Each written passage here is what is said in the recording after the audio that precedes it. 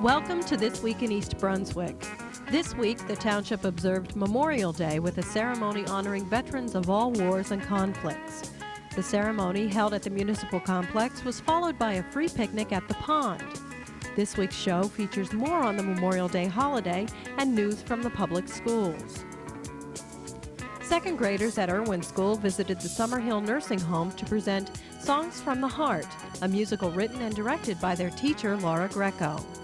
And Lawrence Brook School students, faculty, and staff celebrated the school's designation as a National School of Excellence.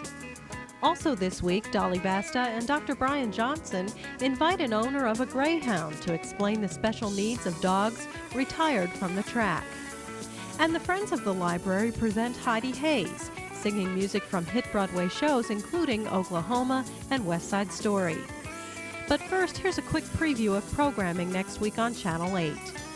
Start the week off right Monday morning at 10 with Lenore Kulik and Look Great, Feel Great. Stories from the Library follows at 10:30 with Fishing Tales told by Carol Phillips. At 11:30 Monday morning, a Channel 8 special hour-long program, Women and Disabilities, The Path Less Traveled, features 3 panel discussions about the special challenges faced by women with disabilities. Tuesday night's lineup includes EB18 at 7, Sports Talk at 7:30, and Legally Speaking at 8 o'clock. This month, Larry Sachs talks with Township Prosecutor Keith Burns about how the local court really works. Wednesday evening, Dolly Basta speaks with singer and pianist Heidi Hayes on For Art's Sake. That's at 7:30. At 8 o'clock, the Arts features the Rutgers Film Co-op's new projects for 1993, including the Summer Film Festival. This Week in East Brunswick returns at 7 and 8 o'clock on Thursday night, and at 7:30 take a tour through the Staten Island Zoo with Patty Sullivan on aging aspects. Check the community bulletin board for additional programming information. On Sunday, East Brunswick Township observed Memorial Day with ceremony and celebration. Township officials and veterans honored the men and women of East Brunswick and the country who fought and died in war. Mayor Ira Oskowski. First, I want to welcome you and thank you for attending this very important wreath-laying ceremony, which has been taking place for many years in East Brunswick. It is a way the veterans and citizens of our township pay respect to those men and women who paid the ultimate price, their own lives, so we may live free.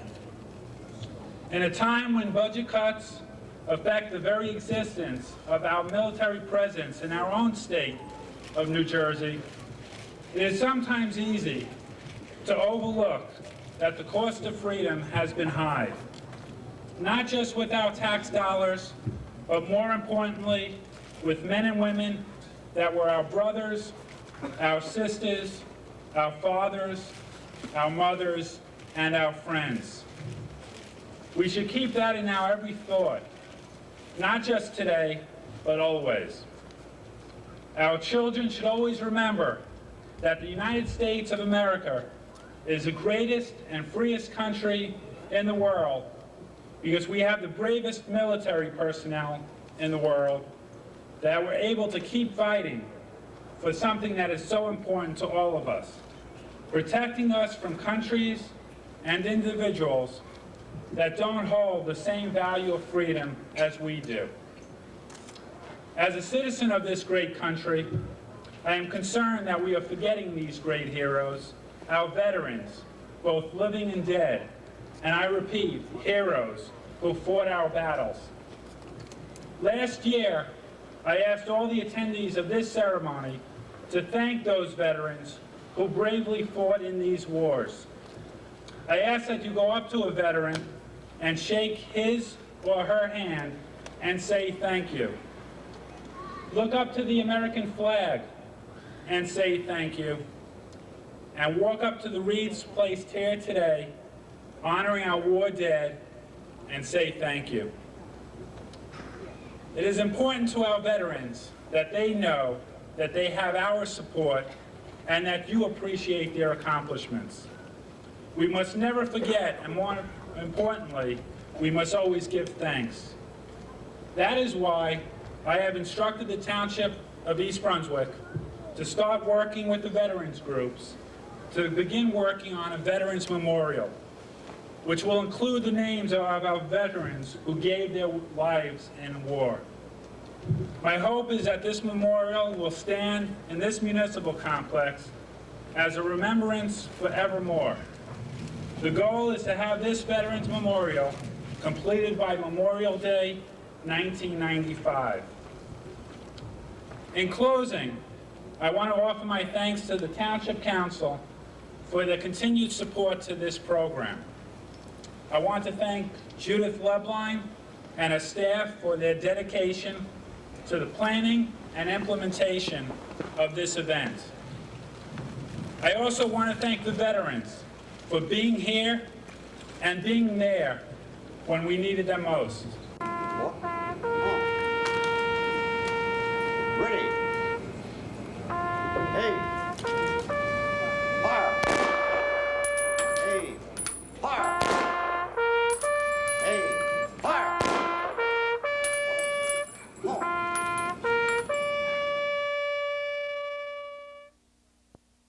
After the flag and wreath ceremonies, hundreds of residents came to the free picnic sponsored by the township.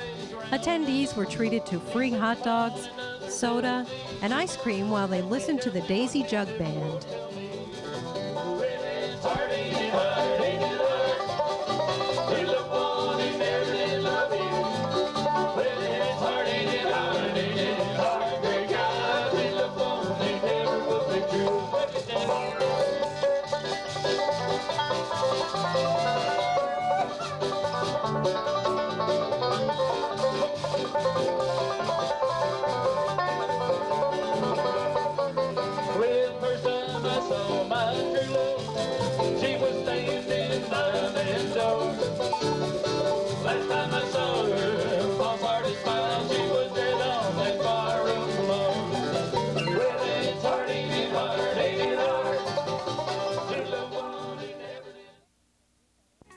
Second graders at Irwin School traveled to the Summerhill Nursing Home in Old Bridge this week to present Songs from the Heart, a musical written, directed, and produced by their teacher, Laura Greco. The play was about being healthy, eating the right foods, exercising, and not smoking. The heart is a very important part of your body, and here's Mr. Miss Hart to tell you more about it. Did you know that your heart is about the size of your fist? The heart is a muscle that pumps blood to every part of your body. Blood is pumped through tubes called blood vessels through the body and back to the heart. It just keeps pumping blood round and round your body in the shape of a circle. That's why it's called the circulatory system. Come on, everybody. Let's show them how we do it. Round on the circulatory, round and round watch me go. I eat the blood flowing along to keep your body healthy and strong. Around and round, I'm telling a story. This is the way that I go. I combine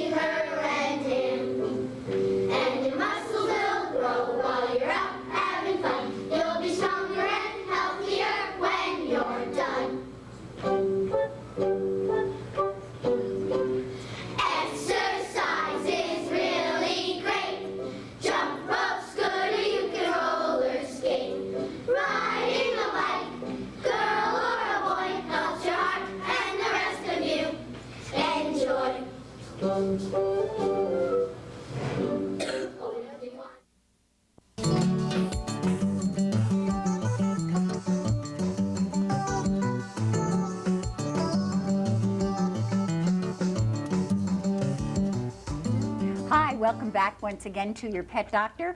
I'm your host, Dolly Vasta, and my co-host is... I'm Dr. Brian Johnson from the Cranberry Veterinary Hospital in East Brunswick.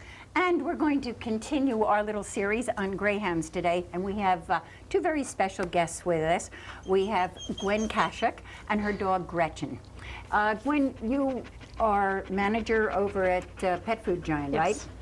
And Gwen and I met at Christmas time when we were doing the bit with Santa Claus and the dogs and the cats, and she told me that she had adopted a greyhound. So we got very interested in this as part of our series, and we asked her to bring it on as a guest today. Gretchen is just a smidgy tired or else nervous. Perhaps a wee bit nervous. Yes. Not too many times she's on camera. So I'm going to turn it over to you. Okay. Well, this is very fortunate because we don't often get this subject where we have the actual creature here. But what problems have you had, or what advantages are there in having a greyhound? The opportunity to give the greyhound life after the racetracks. It's a joy to watch her become a dog and learn the joys of living. Now, a lot of people don't realize that these are actually people-oriented dogs. Very much so. As a watchdog, they don't do much. No. Now, in your family, with the rest of your dogs and with yourself, do you rate it as a good people-oriented dog or just something that sits over in the corner because it hasn't been raised with people? She is a people dog. My bed is monopolized by her, and she will only lay on top of you. She loves contact, loves to give kisses, loves to be rubbed, so there's no problems. In speaking to you before, you mentioned you have a couple of other dogs. Now, some people are going to think, well, gee, you're getting an older dog, 2, 3, 4 years old, and you have existing other dogs, you're probably going to have problems. Tell us about the problems that you have or have not had. Gretchen was accepted by my standard poodle and my Airedale as soon as she came into the house. The poodle adapted to her and probably adopted her herself, cleans her every day, cleans her ears out. She's had no problems adapting, and has probably helped me train her even better into going outside because she's followed suit by the other dogs and picked up all of their habits as well. You know, one of the things that Gwen was telling us outside that I was not aware of at all, that they're trained much differently when they race. Definitely. I mean, they're not particularly housebroken. There are all kinds of different problems with If someone's going to get one of these dogs, which they actually do make nice pets, Oh, yes, you they're have to beautiful. realize that they're kennel broken and not house broken, so that when you get one of these, it's a 2-year-old puppy. So you have to go back and start puppy training a 2-year-old dog. Tell us some of your problems that you had with that, just so people understand that it's a different situation totally than a puppy. They're trained that when they're in confinement, that as soon as they're let out of confinement is when they will go do their business outside. So most people will start out with a crate training an adult dog, but they are used to that because that's the conditions they were kept at the track. And then once we had her trained to go outside, we had the problems of going through each puppy phase of eating newspapers and eating stuffed animals, but they go through it much quicker than the average puppy. So it was just like 1 month of each stage, and it was much easier having the other dogs in the house because she did learn a lot quicker than maybe some people. That's actually an advantage, having the other dogs. If people want to adopt these, they have to realize this dog has never seen a cat before.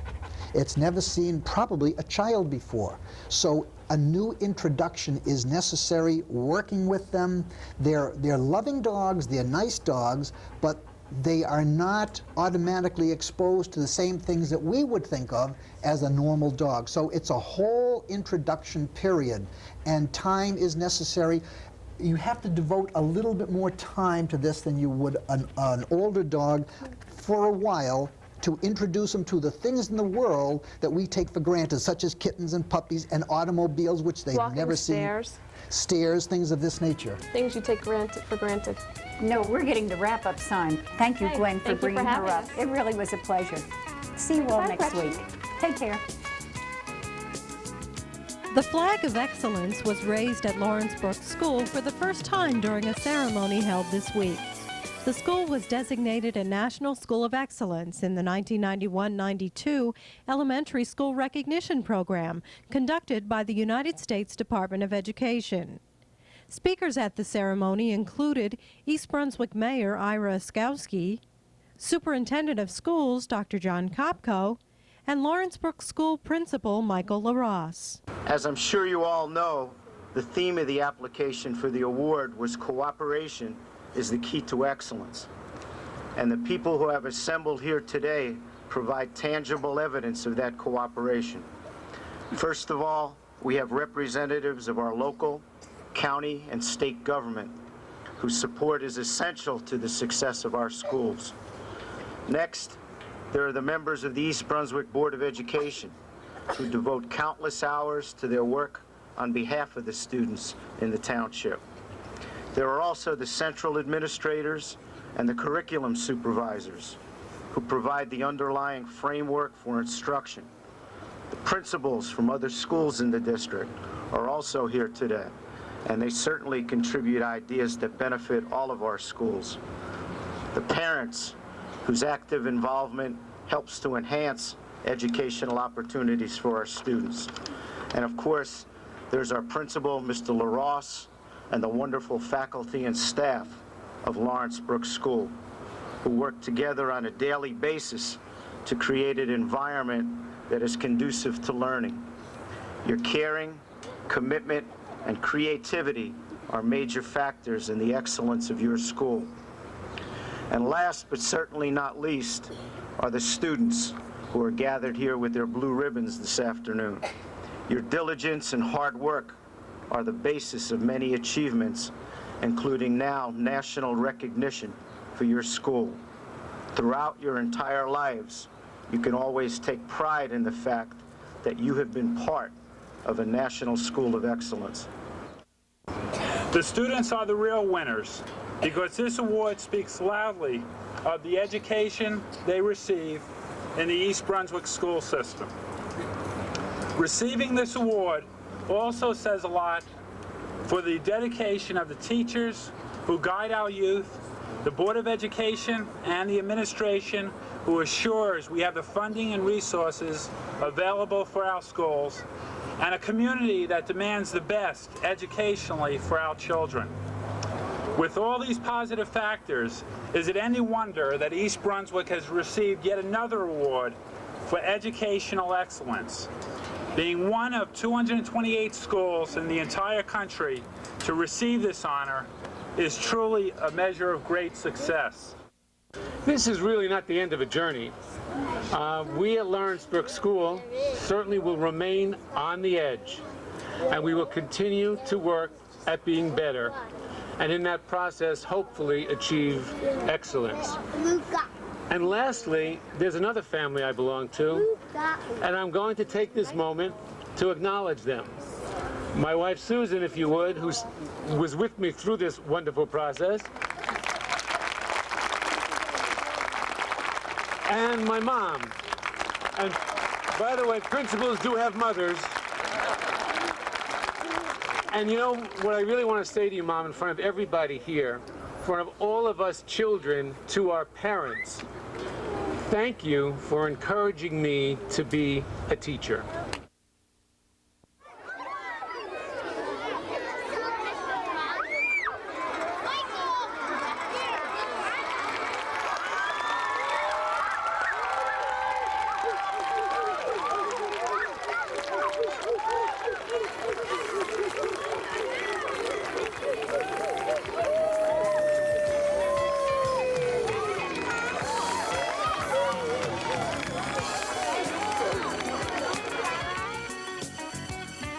The Friends of the Library Spring program held Thursday evening at the library featured singer and pianist Heidi Hayes. A veteran artist who has performed opera, operettas, musical theater, and concert works throughout the country, Ms. Hayes combined live performance with lecture in American musical theater from Ziegfeld to Sondheim and beyond. The program was made possible by a grant from the New Jersey Committee for the Humanities, a state program of the National Endowment for the Humanities. We'll close this week's show with excerpts from the Friends program. If you enjoy the music, keep in mind that Ms. Hayes will appear on For Art's Sake with Dolly Vasta later this month. That's all for this week. Thanks for watching. Don't appeal to